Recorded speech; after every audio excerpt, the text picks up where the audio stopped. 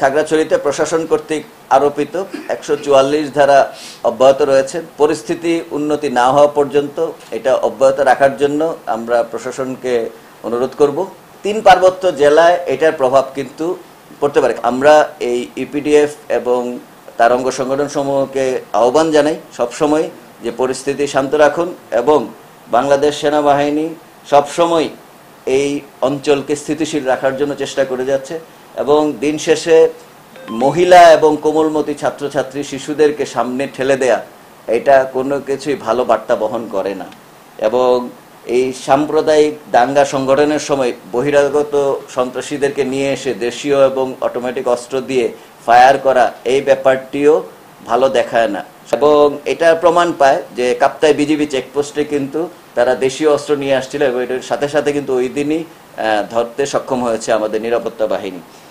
আমি বলতে চাই যে ৩ পার্বত্য জেলায় এটার প্রভাব কিন্তু পড়তে পারে। খাগড়াছড়ি অলরেডি এটা ফেস করে ফেলেছে, এবং আমি বলতে পারি রাঙামাটি এবং বান্দরবনে যে আগামী কয়েকদিনের মধ্যে এটা ঘটবে না সেই সম্ভাবনা উড়িয়ে দেওয়া যায় না।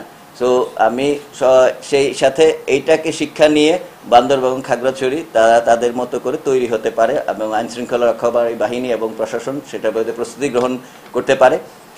আর সর্বোপরি এই পুরা ঘটনাটা আসলে একটি গভীর ষড়যন্ত্র, এবং সামনের দিকে বাংলাদেশ যে একটি সামনে গুরুত্বপূর্ণ ঘটনার দিকে যাচ্ছে সেটাকে যাতে নস্যাৎ করতে পারে সেই ধরনের ঘটনাও উড়িয়ে দেওয়া যায় না, এবং বাংলাদেশে অস্থিতিশীল করে এই পুরা ব্যাপারটিকে, এই এলাকাটাকে যদি দেখানো যায় যে বাংলাদেশে এখন ওই রকম স্থিতিশীল পরিবেশ নাই, তাহলে এটা অন্যদিকে মোড় নিতে পারে। তাহলে এই জন্য বলবো যে আমরা সকলে একসাথে কাজ করতে হবে যাতে বাংলাদেশে নিরাপত্তা পরিস্থিতি স্থিতিশীল থাকে এবং আমরা একটি সুন্দর ভবিষ্যতের দিকে এগিয়ে যেতে পারি।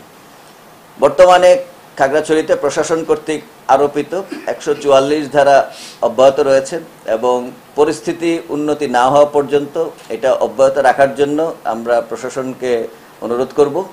এবং প্রশাসন যখন মনে করবে যে পরিস্থিতি সম্পূর্ণ স্বাভাবিক, তখন এটা প্রশাসন তুলে নিবে।